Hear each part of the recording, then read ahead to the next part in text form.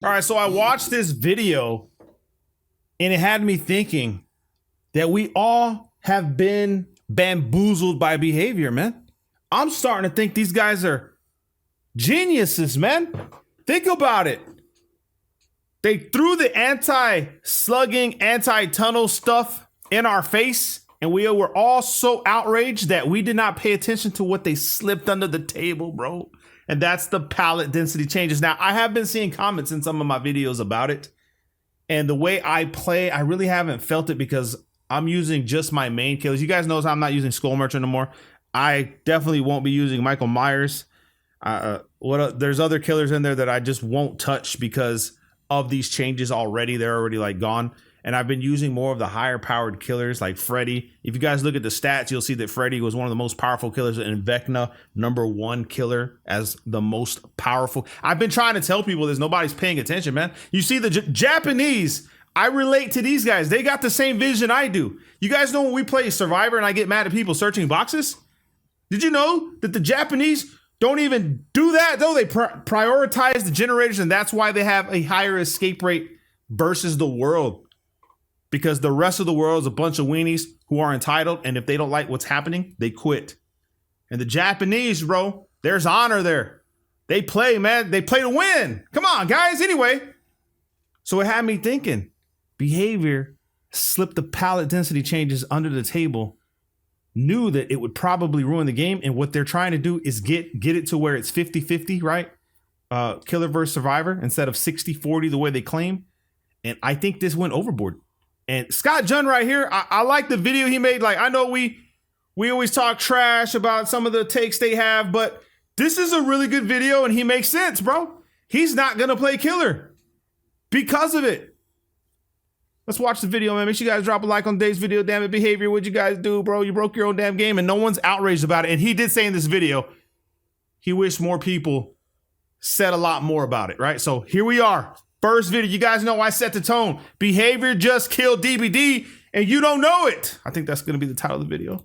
Hey guys, Scott here. Today I want to talk about a little bit of a break from killer that I've been doing for the past couple of weeks, and we'll probably continue on for a couple more. Joking. Come on, man. Basically, two main reasons that I've decided to do it. The first one is, if you've been looking at my streams, I've been pretty much only playing killer for like the past 3 months straight. Just doing anything that consistently for that long, it's going to get boring. I don't care if you're getting filleted by the most beautiful person imaginable. If you do it for 3 months straight, you're gonna be like, okay, just stop. Like, it doesn't matter how good or fun something is. You do it long enough, you're gonna get... What an analogy, bro. What an analogy, right? Damn, son. Get tired of it. The actual advice given by Matthew Cote on that fateful evening of just go play something else if you're having a rough time or you're bored. Nah, there's no way they said that, bro. Is that verifiable facts, man? I need someone to drop the link or something to what he's talking about right there. Aren't these guys part of DBD? Nah, if you don't like it, go play something else, man. We don't need you here. We got Springtrap. You know how many people we're going to bring in with that killer? We don't give a damn about you. Get the hell out of here. It's actually pretty good advice, because genuinely, whenever you take a break from something, it is a lot better when you come back to it. That's the first main reason, just simple burnout. I've been playing it way too much. The other reason is... real quick. Let me just back, because he's going to start talking about it. But I've played this game for years, and I still have fun on it, man. No sign of burnout from me, man. Like I tell you guys, okay, a lot of these people, they stream this game for 8 hours, sometimes more. They'll do the 24. So yeah, you're going to force yourself into a burnout trying to make money off the game. See, me, it's just not my main priority. I don't really give a damn about this game, right? But I don't play like they do, bro. Like, I don't know. The other reason is the pallet density. I feel like it has really kind of pigeonholed me into playing only certain killers unless I want to start losing a lot, which, you know, obviously I don't like losing. So yeah, like I said, Myers, gone. Skull Merchant, gone. The only build that I think Pig could really use in this game is the Amanda's Letter with the crouching increase. If you're going to use Pig with the built-in slowdown, you can even run the Hex Totem slowdowns as well. I feel like I have to play either a top-tier killer or a killer that's got like some type of built-in pallet destruction or avoidance, kind of like Nemesis. Nemesis feels perfectly fine in this pallet density change. It's completely okay. I told you, but tier 3 there's a Nemesis. lot of other killers that just, I've been trying to test, the new Myers and stuff like that. Ooh, basically, half the killers in the game feel like torture right now. It's just so tough. And it really is due to the pallet density changes. And the reason, okay, so you guys know game time is why you can't use a lot of these killers. And it correlates with what he's saying in pallets, because the more pallets, the more time it takes. And that's just time on generators, which goes against what we're saying. Survivors don't want to do gens, but at the higher tier, higher rankings, you're going to face more SWFs who are more coordinated. And the game just became way more easier. And I think he talks about that. I don't really think this is something that's just in my head too. I think this is a verifiable, this is a fact that I am performing worse on killer. My kill rates have gone down on the stats website. I am actually straight up winning less compared to the baseline values of everything. And on the survivor side, I definitely feel like that I'm having a much easier time overall. Okay, so I don't know what kind of lobbies he's in on survivor though, bro. Okay. You guys watch my solo queue streams, bro. Okay. I run an escape build. Right, I've been at 61.9, 62.7. I pretty much fluctuate between that as far as my escape rate since I started playing. It stays there, right? I'm trying to get it higher now that I'm understanding, right, how to escape more. But my matches, man, some of them are just, I'd say half of them, maybe a little bit more than half, are just lopsided, man. Like the killer downs my teammates. There's games where all my teammates get hooked twice and I haven't been hooked at all. I feel like it's just me and the killer that are good, and my teammates are just food, man. They're deer in the woods, bro. You get what I'm saying? I'm the only bear out there. You feel me? That's what it feels like, man. And it's sad to me. You guys see it on my stream.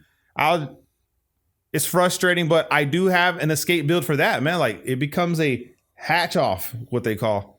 And my build focuses around the hatch. So because of that, now I go into those games trying to win and help my teammates. But once I see those games spiral out of control, so I don't know what lobbies they're talking about, bro, because I don't know, man.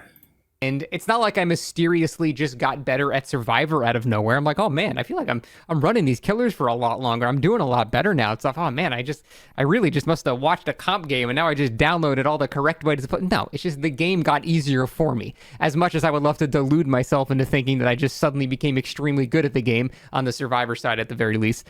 It's because the maps have just become easier. That really is the main actual reason for it. So I actually want to show you here for a minute. I'm not just talking out my ass. Let's go look at my actual stats for Survivor. So of all time, I mostly play Sable now. So my all-time escape rate for Sable is 47%, which given I solo queue 95% of the time, seems about right. That seems like what you'd kind of expect unless you're trying, specific ratting streaks with Soul Survivor and things like that. 47% is about what I would expect for someone that just plays mostly solo queue and doesn't really care if he lives or dies at the end to save someone for a 1-for-1 and stuff like that. So that feels about right. However, let's look at the last 30 days for my Sable. Now we're looking at 63%. My escape rate has gone up by almost 15% in the past 30 days since the pallet density changes started. Now, I like this stat right here, but we have to also think about, were you playing with viewers that have low MMR a lot of the times? Were you playing with people who are new to the game? Because that's going to dictate the past 30 days a lot. If you watch my live streams, man, when Squeeze enters the lobby, or Yuri, or some other survivors that play with me, bro, we already know it's going to be tournament blights, tournament ghouls, tournament nurses. We already know it's that. All my matches are damn ghoul and blight because of Squeeze. But I allow Squeeze to play because I know with me and him together and the MMR, we're going to face nothing but the S tier killers. We did a stream. Where I've done this multiple times with Squeeze, right? Pause. But anyway, he'll come into the lobby. Yuri will come into the lobby. And I don't remember who the fourth was. And we're just facing A+ tier killers every single match. So you guys got to understand how some of those games went, right? Blights that don't miss, blights that know bump logic and mastered it. We're talking about tournament style games, bro. And I'm not even joking. So I don't know, man. I gotta see who you playing with is what I'm really pointing at. That's not a little blip. That's not like a little, maybe it's a couple percent difference because you did better in a few games. No, that is a massive fucking difference. That is a verifiably crazy difference. However, he did say 95% is solo queue. So if that's true, then this guy has a point right here. If he's really saying 95% of this is solo queue, then he's got a point there. Then the changes to the game really are pretty much game breaking for half the killer roster. You cannot use half the killers. You're just going to have to stick to the S and A tier killers. That's it. And B plus. Depending on where they put Freddy, any killer within that spectrum, that's who you're going to roll with. Anyone from there and up. In terms of actual escape rate. And like I said, I haven't really done anything different. I haven't gotten monumentally better. I'm not using a crazy new busted fancy build that no one knows about or something like that. It's just the game has simply gotten easier for me. Damn. So it's just a lot easier to actually get an escape on Survivor. And and you know, now that I'm thinking about it, what I just told you guys, Darva did put Freddy in the A tier, which tells you that you cannot use anything below Freddy. Freddy is pretty much the baseline for being able to win a game as opposed to losing half and below, right? Like you'll lose 50%. And I'm talking about when you reach max MMR, how do you bounce around in max MMR? That's what I'm talking about. So you're only going to be able to run A plus killers, right? A tier, and Behavior did that under the table. I feel like they slid that in there, man. They slid it in there to help bring the game to a 50-50. It should always be 60-40 in an asymmetrical game, okay? It should be 60-40. That's pretty much it. The killer should always be the power role. It should always be, you know what I mean? Or else why play the game? This is what things that killed killer clowns, man. Probably even TCM. If the humans and survivors can bully the killer, and now with pallets, your game's gonna die, bro. You're gonna kill your game. I will not even touch killer clowns because of it, man. I got bullied, son. They gave me a swirly in that game. I do think this is an issue that needs to be addressed sooner rather than later. Dude, the whole problem with all this is, like, I feel like Behavior is not really addressing this whole pallet density thing. They slid it I feel under like the table. It's just being, it's like people are complaining about it, but I've seen no indication from Behavior that they're going to actually do something about this. Damn. But this is not like a small little thing here. This is a like kind of game ruining thing for like half the roster. He just said it right there. We are in agreement here, man. Scott Jund is turning the table, man. He's turning the tide. He sees what it really is, man. They're making the game easier for survivors. More hand-holding. How many more chances do you need? This is not just like, oh, Dark Deception is currently bugged. We'll fix it in a little. This is like fucking the game up for a lot of people, and I think it's way more serious than people are giving it credit for. Yeah, I agree now. Like I said, my kill rates are down. My escape rates are significantly up. I'm curious if you guys are having the exact same stat comparisons here. I don't know, man. I gotta go and look at my stats for the past 30 days because we've been playing with Squeeze a lot. Wait, pause. You know what I'm saying? But I just wanted to go over that because, like I said, I've been really having a good time on Survivor, and it is partially because I just feel like I'm a lot better now because the game's been easier, but also because of burnout. But I do really think that this is something that the community kind of needs to make a bit more of a fuss about. And here I am, baby, here to make that fuss. I'm doing my part for Scott Jund, man. All right. So when are you making videos like you're making Doom posts? What are you doing? Right? Because there's occasionally people on like on the Survivor side. They're like, "Hey, we finally have pallets in Haddonfield. Shut the fuck up." Blah blah blah. Windy Killer Main. And like I said, for maps like Haddonfield and Forgotten Ruins, I'm fine with that. Yeah, I think those maps kind of did need to have more pallets because they were pretty terrible.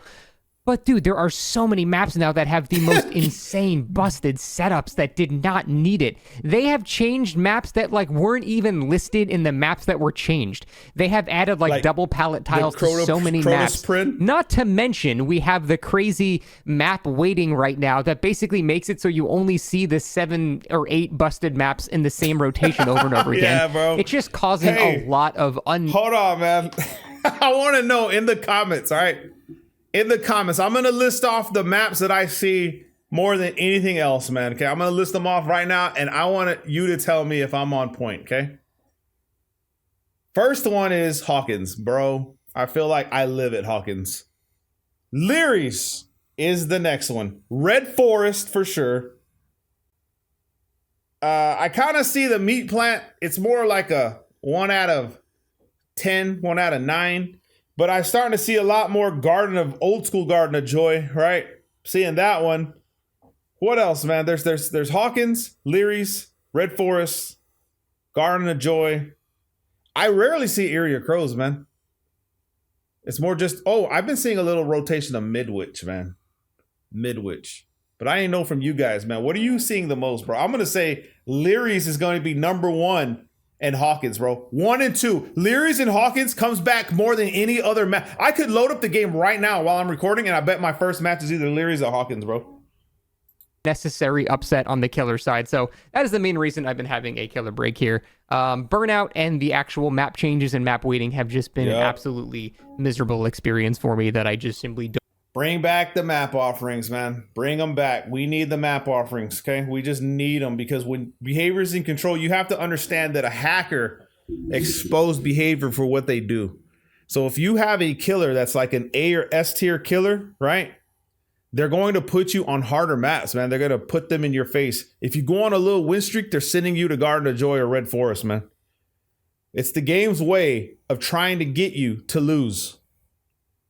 Wait till they start, because they can do it already, right? Like in 2v8, when they see that the game is being swayed to the killer side, the survivor's generator speed increases. Wait till they start doing that in the regular games, man, regular matches. Or they start affecting your lunges. Your lunges aren't as good. I feel like that's already happening with melees, bro.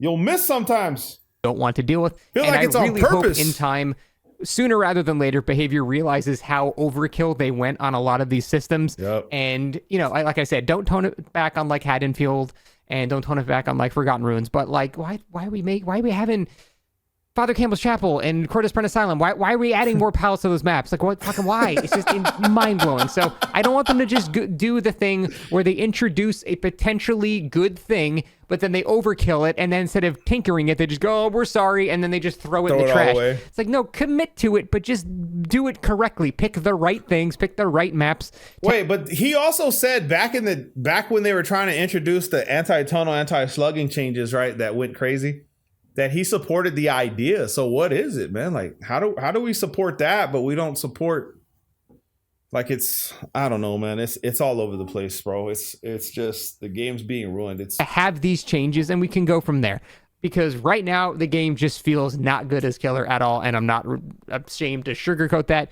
It just feels pretty bad. Again, every time someone says something like, "Oh, I'm fine," just get better, baby killer. Okay, so if I have to be honest, and he makes a valid point here, okay? He does that here in a little bit. He's going to make a valid point. I do say you just have to use strategy. But at this point in time, man, I sound like a hypocrite because I tell you guys this, but I also say there's killers that can't be used in the game. So it really is dependent on the killer you use, which brings us all back to behavior, forcing us into a S tier killer situation only. So if you're trying to win your games, A+, A and up. Like, okay, let me see you play. And then you look at them and they're like, they're fucking Blight or like Dracula or Nurse. Like, yeah, no shit, you're fine. You're playing like 1 through 5. You're going to be okay. The other 29,000 killers are just kind of struggling in the sand here. And I think that's the issue. If you're not playing those killers, you're feeling this patch. It feels really bad. So that's it. Again, short rant video. Nah, but he's right. He's right. Okay, the overall, this guy, he's right. He's telling you the truth, man. All right. Most of the killers cannot be, well, I wouldn't say most. More, well, I guess most of the killers, there's just not a lot of gen time. Now, here's what's crazier is that list does open up, like, to be in B tier killers if your mind allows you. Okay, I say this. If your mind allows you to use strategies, camping, tunneling, and slugging. If you're a 12 hooker, don't even waste your time. Just A and up, right? A plus, or A minus, A tier killers, A plus, S tier. You guys get what I'm saying. Anything from that point on. If you use strategy, you can dip into the B and the C's, man. You can dip into the B's. I wouldn't say C's, but B's, B pluses. You can dip into those guys if you plan on using strategy. If not, and you're a 12 hooker, bro, don't even try it. Okay. So behavior pretty much broke the game underneath everybody's nose. No one's paying attention. And you can see it, man. These guys are quitting killer, bro. You're quitters. Anyway, drop a like. Let me know what your thoughts are about this matter, right? And maybe we can get something changed, man. It starts one video at a time, baby. Drop a like. Love y'all, man. Peace.